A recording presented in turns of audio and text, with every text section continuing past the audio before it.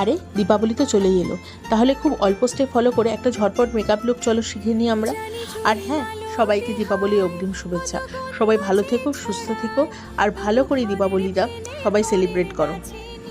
জানি জুই মালোতে হয় কত গন্ধ যে ছড়ায়, তবু ঘরের ফেলে পরের কাছে নিজেকে বিলাই। ওরে তোর মতো যে নেই কো তাদের মায়ে বয়ে আলাপন, তোর মতো যে ও মন তোর মতো যে নেই কো তাদের